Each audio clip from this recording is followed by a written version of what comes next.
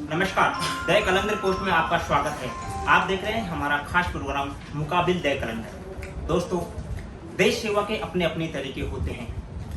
खेत में हल जोत रहा किसान भी देश सेवा कर रहा होता है, तो सरहद पर खड़ा जवान भी देश सेवा कर रहा होता है। सरकारी इमारत में ईंट तोड़ता मजदूर भी देश सेवा कर रहा होता है, तो उसी इमारत में बैठा बाबू भी देश सेवा कर रहा होता है। कुछ करना ही देश सेवा नहीं होता, बल्कि कभी कभी किसी चीज़ को न करने देना भी देश सेवा होता है। आज हम एक ऐसी शख्सियत से आपको मुकाबिल करवाए रहे हैं जो एक ऐसे काम को करते हैं जो अपने आप में एक बहुत बड़ा काम है। जी हाँ, हम आपको मिलवा रहे हैं राजस्थान उच्च न्यायालय के वरिष्ठ अधिवक्ता डॉक्टर विभूति भूषण शर्मा जी से। डॉक्टर विभूति भूषण शर्मा जी एक ऐसी शख्सियत हैं जिन्हें किसी परिचय का उनको मोहताज नहीं है। अगर हम इनकी शिक्षा की बात करें तो इन्होंने राजस्थान यूनिवर्सिटी से एमए किया है, पीएचडी किया है, एलएलबी किया है, जनसंचार में स्नातक किया है। ये न सिर्फ इतने पढ़े लिखे हैं बल्कि इस जो पढ़ाई है इसको अमल में भी बहुत अच्छी तरीके से ला रहे हैं। ये मोहब्बत करते हैं इंसानियत से, न सिर्फ इंसानियत से मोहब्बत करते हैं बल्कि एक नेक दिल इंसान भी हैं। जी हाँ, आज इनका जन्मदिवस है और हम इनसे रूबरू होते हैं। सर, सबसे पहले आपको बहुत बहुत शुभकामनाएं जन्मदिवस की। सर, आपका हृदय से आभार, बहुत बहुत धन्यवाद। सर, साल 2008 में प्रदेश की मुख्यमंत्री गौरव यात्रा निकाल रही थी। आपकी एक जनहित याचिका ने सरकारी खजाने को लूटने से बचा लिया। क्या वाकया था सर? सन 2018 के अंदर इलेक्शन से जस्ट पहले, जो कि विधानसभा के इलेक्शन प्रस्तावित थे, उस समय वसुंधरा राजे जी ने एक प्रोग्राम गौरव यात्रा के नाम से आयोजित किया और वो प्रोग्राम बेसिकली भाजपा का कॉल था, भारतीय जनता पार्टी का। और उसमें पूरे राजस्थान के अंदर वसुंधरा जी को जितने भी विधानसभा क्षेत्र है उनमें दौरा करना था, उन्होंने एक रूट चार्ट बना रखा था। और जब वो उन्होंने गौरव यात्रा शुरू की तो मुझे मालूम चला कि उस गौरव यात्रा की जो फंडिंग है वो पीडब्ल्यूडी और पीएचईडी और जो स्थानीय निकाय विभाग है उनसे हो रही है। तो मेरा ये ऑब्जर्वेशन था कि किसी संगठन के प्रचार प्रसार के लिए सरकार का पैसा खर्च नहीं किया सकता, क्योंकि सरकार का जो पैसा है पब्लिक का पैसा है, जनता का पैसा है, जनता के टैक्स का पैसा है। तो उस संदर्भ में फिर मैंने जनहित याचिका लगाई और जनहित याचिका को एडमिट करते हुए माननीय तत्कालीन जो मुख्य न्यायाधीश महोदय थे उन्होंने भाजपा से और सरकार से जवाब मांगा। इवन भाजपा प्रदेश अध्यक्ष से पर्सनली उन्होंने हिसाब मांगा कि आप बताइए ये ऑर्गेनाइजेशन, ये प्रोग्राम अगर आपका है तो आपने क्या खर्च किया और सरकार कैसे खर्च कर रही है। हमारे पास पर्याप्त प्रमाण थे कि सरकार जो खर्च कर रही है उसमें। उसके बाद में उसको यात्रा के संदर्भ में उन्होंने डायरेक्शन दिए, इसमें जो भी सरकारी खर्च हुआ है वो खर्च नहीं होगा, अगर आपको प्रोग्राम आयोजित करना है तो भाजपा खर्च से करेगी। तो उससे उनको काफ़ी धक्का लगा और ये एक चुनावी इशू बन के होगा उससे। सर, एक वो बड़ी याचिका थी और उसका जनता का जो पैसा था वो काफ़ी सारा उसमें बचा है। बहुत एक जनहित का और देशहित का काम वो आपने किया था सर। विभिन्न हाई कोर्ट्स ने और सुप्रीम कोर्ट्स ने भी कई जनहित याचिकाओं को ये कहकर खारिज किया है कि ये सब पब्लिसिटी के लिए है। उस पर एक अधिवक्ता के नाते आप क्या कहेंगे सर? नहीं, कोर्ट का ये ऑब्जर्वेशन सही है कि बहुत सी पीआईएल पब्लिक इंटरेस्ट की जगह व्यक्तिगत इंटरेस्ट में होती हैं। कुछ पीआईएल ब्लैकमेलिंग का साधन भी है, इसमें कोई संदेह नहीं है। लेकिन पीआईएल लगाने से पहले पब्लिक इंटरेस्ट को जांच लेना अति आवश्यक है। जैसे मैं बहुत ज़्यादा पीआईएल नहीं लगाता, लेकिन मुझे लगता है कि यहाँ एक कॉज है पीआईएल का, तो मैं पीआईएल करता हूँ। बाकी ये बात सही है, कोर्ट का ऑब्जर्वेशन एक लेवल पे ठीक है और इसलिए वो खारिज भी करते हैं, विद कोस्ट खारिज करते हैं। सर, कई बार जनहित याचिकाएं इस तरीके की होती हैं कि उस पर एक पक्ष और एक विपक्ष बन जाता है। कई बार पीआईएल विधायिका के काम में यूँ माना जाता है कि ये विधायिका के काम में रुकावट पैदा कर रही है। एक अधिवक्ता के तौर पर आप कहाँ मानेंगे कि कई बार जनहित याचिकाएं कहाँ तक विधायिका के काम को एक इनमें अड़चन पैदा करती है? वैसे तो कार्यपालिका का और विधायिका का और न्यायपालिका, इन तीनों का जो वर्ग है वो डिफाइन है और एक दूसरे के क्षेत्र में अतिक्रमण नहीं करना चाहिए। कभी कभी ऐसा लगता है कि न्यायपालिका का इंटरफेयर विधायिका में हो रहा है, लेकिन इनफैक्ट वो होता नहीं है, क्योंकि भारतीय संविधान की जो मूल भावना है उसकी रक्षा करना न्यायालय का कर्तव्य है और लॉ को इंटरप्रेट करना भी न्यायालय का कर्तव्य है। जब उसको लगता है कि सरकार के द्वारा संविधान की जो मूल भावना उस पर अतिक्रमण किया जा रहा है या उसके इतर कोई काम किया जा रहा है तो इंटरफेयर करती है। और कोई आर्बिट्रेरी है, अनजस्ट है या कोई पिक एंड चूज का मामला है तो उसमें इंटरफेयर करती है। अदरवाइज कोर्ट को भी पता है कि ये हमारा क्षेत्राधिकार है, हमारा क्षेत्राधिकार नहीं है। मान लीजिए अगर कोई कोर्ट उसमें अतिक्रमण करता भी है तो आपके पास अपील का एक ऑप्शन होता है। तो इसलिए मुझे लगता है कि लास्ट तक आते आते ये चीज़ क्लियर हो जाती है कि ये अतिक्रमण है कि नहीं है, क्योंकि आप पहले याचिका में आएंगे, याचिका के बाद आपकी डीबी अपील होती है, जिसको डिवीजन बेंच की अपील बोलते हैं, देन आपके पास SLP का ऑप्शन है। तो 3 ऑप्शन पे वो छन के जाता है मामला, और जब लास्ट में SLP में तय होता है कि वो विधायिका के कार्य क्षेत्र में अतिक्रमण है कि नहीं है। इसलिए मुझे लगता है कि इस तरह का कोई अतिक्रमण दिखता है।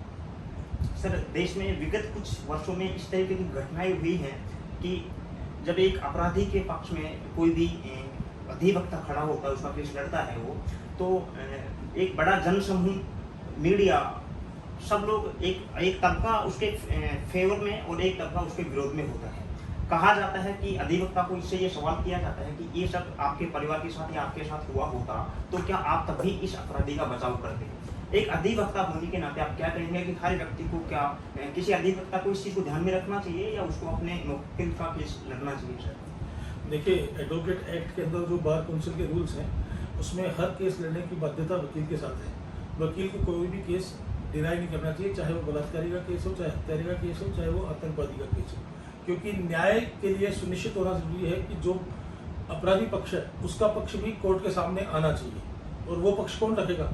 एक सिस्टम के हिसाब से देखा जाए तो आपने देखे होंगे बहुत सारे बच्चे जो आतंकवाद के आरोप में अरेस्ट होते हैं और बाद में मालूम चलता है कि 10-11 साल बाद रिलीज हुए या बरी हो गए, मतलब उनके खिलाफ कोई सबूत ही नहीं मिला। तो अगर इस तरह हम केवल ये प्राइमा फेसी मान लेंगे कि आदमी आतंकवादी है और उसका हम केस नहीं लड़ेंगे, या प्राइमा फेसी मान लेंगे आदमी बलात्कारी है, हम उसका केस नहीं लड़ेंगे, तो फिर न्याय बिल्कुल अपने सुनिश्चित स्थान पर नहीं पहुँच पाएगा। एक रेयान स्कूल की घटना आपको ध्यान होगी गुड़गांव के अंदर, जिसमें एक बच्चे की हत्या होती है बाथरूम के अंदर। उसमें एक बस कंडक्टर को उठा के जेल में डाल देती है पुलिस, और पुलिस उससे कन्फेशन भी करा लेती है और वो एडमिट भी कर लेता है कि अपराध मैंने किया। बाद में जब आगे इन्वेस्टिगेशन होता है CBI की तरफ से, तो उसमें मालूम चलता है कि वो जो कंडक्टर था वो निर्दोष था और उसकी हत्या उसी के साथ पढ़ने वाले एक सीनियर बच्चे ने की थी। तो लेकिन पुलिस क्या है कि पुलिस के पास एक ताकत होती है और उससे डर के आदमी एडमिट कर लेता है। अगर अपराध नहीं भी किया है तो पुलिस की जो 3rd डिग्री होती है उससे प्रताड़ित होकर वो अपराध एक्सेप्ट कर लेता है। इसी तरह बहुत सारे केसेस हैं जिसमें आतंकवादी साबित नहीं होते और आतंकवादी को बना के डिक्लेयर कर दिया जाता है इन्वेस्टिगेटिंग एजेंसी की तरह। मेरा मानना है वकील को प्रो एक्यूज होना चाहिए। प्रो एक्यूज का मतलब ये नहीं कि एक्यूज को सपोर्ट करना है, लेकिन उसकी आइडियोलॉजी में कहीं ना कहीं होना चाहिए कि यह आदमी भी निर्दोष हो सकता है। कारण क्या है कि उस जो अपराधी है उसको अपराधी साबित करने के लिए सरकार का पूरा तंत्र होता है और वह अकेला खड़ा होता है। सरकार का पूरा तंत्र मतलब पुलिस भी है, प्रशासन भी है उसको गलत साबित करने के लिए, लेकिन वो तो इंडिविजुअल अकेला आदमी है। अकेला आदमी इतने बड़े सिस्टम से लड़ता है अपने आप को निर्दोष साबित करने के लिए, उसमें वकील की भूमिका बहुत ज़्यादा महत्वपूर्ण होती है। इसलिए वकील को सभी का केस लड़ना चाहिए। तय न्यायालय करता है, तय वकील तो करता नहीं है। वकील को तो अपनी बात करनी है, कोर्ट कोशिश करना है। वकील एक कोर्ट ऑफिसर भी होता है, तो उसका काम कोर्ट को वस्तु स्थिति से अवगत कराना है। उसके बाद कोर्ट तय करती है कि निर्दोष है या दोषी है। प्राइमा फेसी नहीं मानना चाहिए कि कोई दोषी है। सर, अभी आपने आतंकवाद का बात किया, मानवाधिकार का बात किया, तो आपसे एक सवाल ये है कि कोई भी अपराधी मानवाधिकार को क्या ढाल के रूप में जनित याचिका कई बार दायर होती है, तो ढाल के रूप में जनित याचिकाओं को किस कदर गंभीर लिया जाता है? नहीं, मानवाधिकार एक बड़ा मुद्दा है। मानवाधिकार सभ्य समाज की पहचान है जी, है ना। असभ्य समाज में किसी तरह का कोई अधिकार नहीं होता, किसी तरह कोई मानवाधिकार नहीं होता। तो मानवाधिकार की आड़ मत बोलिए, मानवाधिकार का प्रयोग मैक्सिमम होना चाहिए। और मानवाधिकार में केवल सामान्य जन नहीं आता, मानव अधिकार में अपराधी भी आते हैं और जो विक्टिम है वो तो आते ही आते हैं, इसमें कोई शक नहीं है। तो सभी का अपने मानवाधिकार है, उनकी रक्षा के बाद ही की पालना करना वकीलों का भी कर्तव्य है, न्यायालय का भी कर्तव्य है, सिस्टम का भी जो सरकार है तंत्र उसका भी कर्तव्य है। अब जैसे युद्ध की नीति होती है, 2 देशों के बीच में एक युद्ध होता है, उसमें अगर कोई सैनिक घायल हो गया तो एक ट्रीटी है जिनेवा संधि के तहत बनी हुई, उस समय जिनेवा कन्वेंशन के तहत एक ट्रीटी है जिसमें ये तय किया हुआ है कि अगर सैनिक आपके क्षेत्राधिकार में आ गया दूसरे देश के और वो घायल भी हो गया तो आप उस पर हमला नहीं करेंगे, उसको प्रॉपर रेमेडी रेड क्रॉस के द्वारा उपलब्ध कराई जाती है, उसका इलाज भी कराया जाता है और उसका कोई ब्रूटल व्यवहार नहीं होना चाहिए। तो ये मानवाधिकार ही है, ये उसी के तहत एक कंसेप्ट है जो निकला, तो ये तो होना ही चाहिए, इसमें कोई बात ही नहीं। सर, पिछले दिनों कुछ वकील पर कोर्ट की अवमानना के तौर पर उन पर जुर्माना लगाया गया है। इस चीज़ से लेकर क्या वकीलों में एक इस तरह का माहौल बन गया है कि वो अपना जो भी बात है कोर्ट में ठीक से नहीं रखवा रहे हैं? आप क्या मानेंगे इस चीज़ को? नहीं, ऐसा नहीं है। सामान्यतः तो वकील कोर्ट का सम्मान करता है। देखिए, कोर्ट का सम्मान वकीलों से और वकील का सम्मान कोर्ट से, जी है ना। हम एक दूसरे के पूरक है, बार और बेंच। जी और कुछ वकील कभी बहुत ज़्यादा भावातिरेक में गलत बात बोल जाते हैं, उनको नहीं बोलना चाहिए। कोर्ट का सम्मान अति महत्वपूर्ण है। अगर न्यायपालिका का सम्मान नहीं होगा तो समाज में विश्वास कैसे जागृत होगा। इसलिए आवश्यक है कि कोर्ट का सम्मान हो। उसके लिए वकीलों का सभी का दायित्व है कि हम कोर्ट का सम्मान करें। सर, कई बार विशेष केस विशेष बेंच को सौंपे जाते हैं सर, क्या तो इस तरह के आरोप जज पर लगते रहे हैं, तो उस पर आप क्या कहेंगे सर? नहीं, इस तरह की तो ये धारणा दुष्प्रचार है। किसी भी जज को सौंप दिया जाना चाहिए। न्यायालय का, न्यायाधीश का अर्थ ये है कि न्याय करना। एक्स के पास हो, वाई के पास हो, जेड के पास हो, ये नहीं सोचना चाहिए कि कौन मेरा केस सुनेगा, कौन फैसला पक्ष में देगा, कौन खिलाफ देगा। ये गलत धारणा है। हर जज का अपना परसेप्शन होता है और अकॉर्डिंग टू लॉ जो उसको लगता है वो करता है। सर, आपने बड़ा पढ़ाई किया है सर, आपने पत्रकारिता भी की है, LLB भी आपने किया है, और उर्दू के आप बहुत बड़े शायर हैं सर। देश की नामी पत्रिकाओं में आपके आर्टिकल आते हैं, स्तंभकार हैं सर, और इंसानी से मोहब्बत करने वाले नेक दिन इंसान के तौर पर आप जाने जाते हैं सर। तो ये सब चीज़ सर, जो इतना पढ़ाई है अलग अलग चीज़ का, ये आपको किस तरीके से वकील के तौर पर एक सहायक होती है? वकील के तौर पे तो बहुत ज़्यादा सहायक नहीं होती, कारण वकील का काम तो केवल लॉ से रिलेटेड है। लेकिन एक ह्यूमन बीइंग के रूप में मैं देखता हूँ कि मैं बहुत कुछ चीज़ें उनसे सीखता हूँ, जिससे मेरे अंदर एक अलग धारणा बनती है किसी भी क्लाइंट को लेके या किसी भी केस को लेके। मेरा मानना है वकील को एक जर्नलिस्ट होना चाहिए। जर्नलिस्ट का मतलब पत्रकार नहीं, जर्नलिस्ट का मतलब सामान्य, जिसमें उसको जैक ऑफ ऑल ट्रेड होना चाहिए। उसको थोड़ा ज्ञान साइंस का भी होना चाहिए, थोड़ा आर्ट्स का भी होना चाहिए, थोड़ा सोशल साइंस का भी होना चाहिए, क्योंकि उसके सामने विभिन्न तरह के मुकदमे आते हैं। अगर उसको थोड़ा थोड़ा नॉलेज सब चीज़ों का है तो ज़्यादा अच्छा परफॉर्म कर सकता है मेरे हिसाब से कोर्ट में।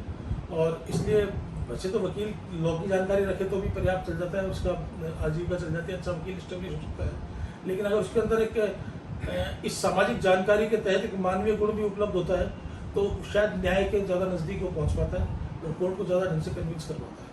सर, कई बार कई मुकदमों को लेकर वकीलों को सर सामाजिक सुरक्षा मुहैया कराना बहुत जरूरी होता है सर, तो इस चीज़ को लेकर आप क्या मानेंगे कि सरकार क्या कदम उठाए कि वकील अपने आप को एक सामाजिक सुरक्षा के तौर पर महफूज समझे सर?